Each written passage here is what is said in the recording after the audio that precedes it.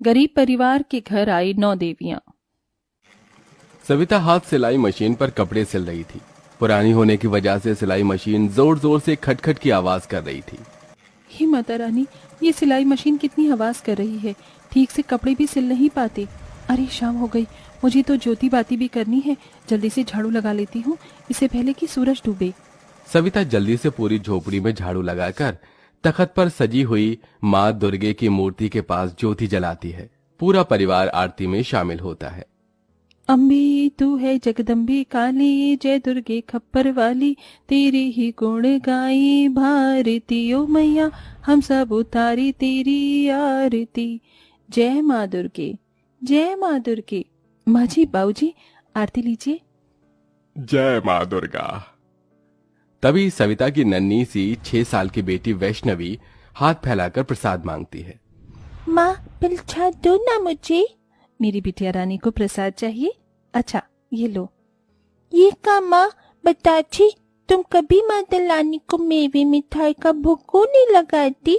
पता है लोग मंदिर में माँ दुर्गे को महंगी महंगी मिठाई फल चढ़ाते हैं।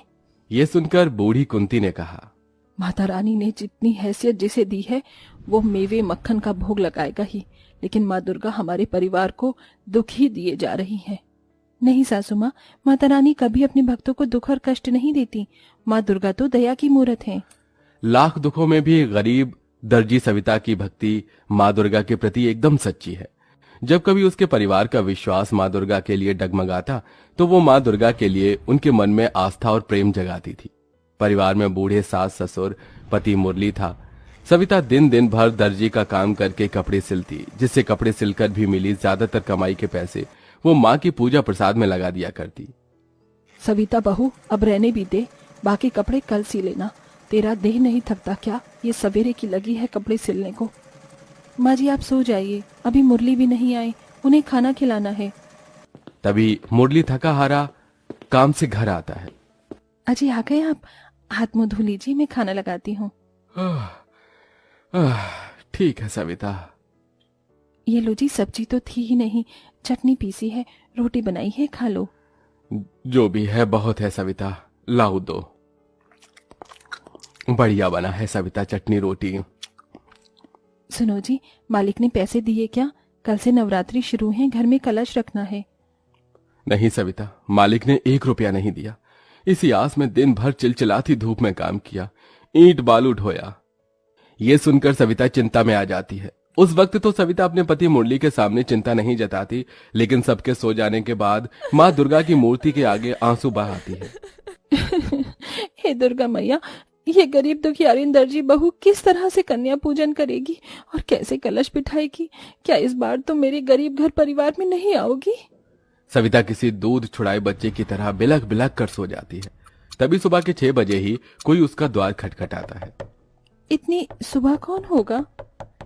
सविता, ओ सविता, अरे दरवाजा खोलो। अरे ओ दर्जी सविता, दरवाजा खोलो। अरे मंदा जी, आप इतनी भोर को? हाँ, वो तुमने मेरे कपड़े सिले थे ना, तो उसके पैसे देने थे, वही देने आई हूँ, ये लो। जैसे ही मंदा गरीब दर्जी सविता के हाथों में पैसे रखती है तो उसकी आंखें डबडबा जाती हैं। बहुत बहुत धन्यवाद मंदा जी, धन्यवाद मैया, अब मैं इन पैसों से कलश बिठा पाऊंगी। सविता बाजार से मिट्टी के कलश, जौ, नारियल, चुनरी, फूल, प्रसाद लेती है। हे भगवान, सारे पैसे तो इन सब सामान में खर्च हो गए। मैया जी की नई मूर्ति और जोड़ी के लिए पैसे बचे ही नहीं। सविता व्यथित मन से सामान लेकर घर चली आई, जहां पूरा परिवार निर्जला नवरात्रि व्रत किए था। बहू सामान ले आई, चलो अब जल्दी से कलश स्थापना कर लेते हैं। मगर मूर्ति कहाँ है? माँ जी पैसे नहीं बचे। सविता अपने आंगन की मिट्टी से माँ दुर्गे की मूर्ति बनाती है, जिसके बाद पूरा परिवार कलश स्थापना करके 9 दिनों का नवरात्रि व्रत आरंभ करता है। पैरों का लाचार बूढ़ा जगमोहन बरसते आंसुओं की बौछार से विनती करता है, हे मैया, इस नवरात्रि के 9 दिन तक हमारे परिवार पर दया कृपा करना माँ। मैया जी, इस नवरात्रि में मेरे परिवार की गरीबी दुख दरिद्रता दूर करना। हे माता रानी, इन नवरात्रि के 9 दिन मुझे अपने 9 रूपों के दर्शन दिखाना माँ, यही इस गरीब भक्त की इच्छा है। जहां पूरा परिवार सुख समृद्धि की कामना करता है तो वहीं गरीब दर्जी सविता 9 देवी के दर्शन की इच्छा मांगती है। और इसके बाद ही वो भूखे प्यासे कपड़े सिलने में लग जाती है। देखते देखते शाम ढल जाती है और व्रत तोड़ने का समय हो जाता है। माँ, शाम हो गई, अब जल्दी से हमारे लिए कुछ बना दो ना। कब तक कपड़ी अच्छी होगी? तुम्हें भूख नहीं लगी का? बस बना रही हूँ बिटिया। कपड़े सिलना छोड़कर सविता सिलाई मशीन से उठकर रसोई में आती है और राशन के खाली पड़ी डिब्बे को देखकर दुख में आ जाती है। हे माता रानी, घर में तो जरा सा भी कुछ नहीं है।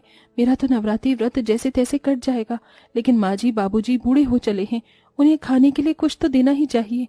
जरा सा आटा पड़ा है, इसी का हलवा बना देती हूँ। सविता जल्दी से थोड़े आटे से ही हलवा बनाकर भोग लगाने के बाद अपने सास ससुर बेटी और पति को परोस देती है। ये लीजिए माँ जी बाबूजी, ज्यादा कुछ बनने को था ही नहीं, हलवा बनाया है, खा लीजिए। अरे सविता, तुम भी तो खा लो।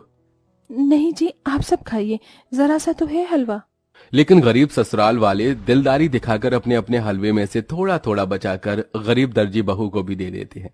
जैसी निवाला सविता खाने वाली होती है तभी द्वार पर 5-6 साल की 2 छोटी बच्ची खाना मांगती आ जाती हैं। कोई है घर में? माता रानी के नाम से हमें कुछ खाने को दे दो, कुछ खिला दो मैया। अरे जरा देखो तो इन बच्चियों का चेहरा भूख से कैसे मुरझा गया है। ये कहकर सविता अपने हिस्से का हलवा उन्हें दे देती है। दोनों बच्ची हलवा खाकर चली जाती हैं और सविता भूखे प्यासे ही माता के भजन करती हुई कपड़े सिलने लगती है। हे नाम रे सबसे बड़ा तेरा नाम, ओ शेरों वाली ऊंचे महलों वाली, बिगड़ी बना दे मेरी आज रात रे। हे बस माता रानी, मेरे परिवार पर दया रखना। मैं खाऊं चाहे ना खाऊं, मेरा परिवार इस नवरात्रि में भूखे ना रहने पाए। हम पूरी श्रद्धा भक्ति से आपकी नवरात्रि कर पाए। इसी तरह से दिन गुजरते हैं और हर दिन उस गरीब दर्जी बहू के दरवाजे पर कोई ना कोई छोटी बच्ची आकर खाना मांगती। सविता 9 दिनों तक कभी माँ की मूर्ति के आगे बताशे का भोग लगाई, कभी पूरी चढ़ाती तो कभी कुछ फल। ये उसे गरीब दर्जी की भक्ति ही होती है जो नवरात्रि के 9 दिनों तक उसके घर का दिया बिना बुझे जलता ही जाता है। 9 दिनों तक कष्ट और कठिनाई उठाकर वो भूखे प्यासे व्रत में ही कपड़े तो सिलती है, लेकिन उसे कोई पैसे नहीं देता और 9वां दिन भी आ जाता है। तड़के सुबह से ही सभी के घरों से हलवा पूरी चने के प्रसाद की खुशबू उमड़ रही थी। माँ, हम कंजक का प्रसाद कब बनाएंगे? आज तो नवरात्रि है। माँ जी, मैं पैसे मांगने जा रही हूँ, देखती हूँ कोई अगर पैसे दे दे। कविता आस पड़ोस के घरों में जाती है। नमस्ते कामिनी जी, आज कंजक है, मुझे कंजक बिठाना है, हाथ में 1 रुपए भी नहीं। सिलाई के पैसे दे देती तो। अरे दे दूंगी भाई, मैं तेरे पैसे लेकर भाग थोड़ी रही हूँ, अभी तो जा। हर जगह से सविता को निराशा ही मिलती है। वो टूटा दिल लिए घर आती है जहाँ ढेर सारा घी, आटा, सूजी, चीनी, मावा सब था और जगमोहन और कुंती कंजक का प्रसाद बना रहे थे। माँ जी, ये सब सामान कौन लाया? अरे बहू, तुमने ही तो ये सारा सामान भिजवाया है। 9 लड़कियों से थाली भी तैयार है। इतने में 9 छोटी बच्ची कंजक खाने अंदर आती हैं। उनके चेहरे पर एक अलग ही चमक थी, जैसे साक्षात 9 देवियां उस गरीब परिवार में आई हों। जगमोहन फटाफट से फटी चिटी चटाई बिछाता है और कुंती उनके पांव धोती है, तभी उनके पैरों से फूल झड़ने लगते हैं। ये माता रानी क्या चमत्कार है, कन्याओं के पांव से फूल झड़ रहे हैं। कुंती सोचने लगती है, तभी एक कन्या ने कहा, मैया जल्दी से हमें प्रसाद खिला दो, हम भूखी हैं। हाँ, बहुत भूख लगी है। बस लाई बच्चियों। सविता 9 कन्याओं को प्रसाद परोसती है। वो सब खाना शुरू करती हैं। प्रसाद बहुत ही स्वादिष्ट बनाया है, थोड़ा हलवा और दोगी? हाँ, मुझे भी चने चाहिए और मुझे खीर चाहिए। हाँ, देती हूँ।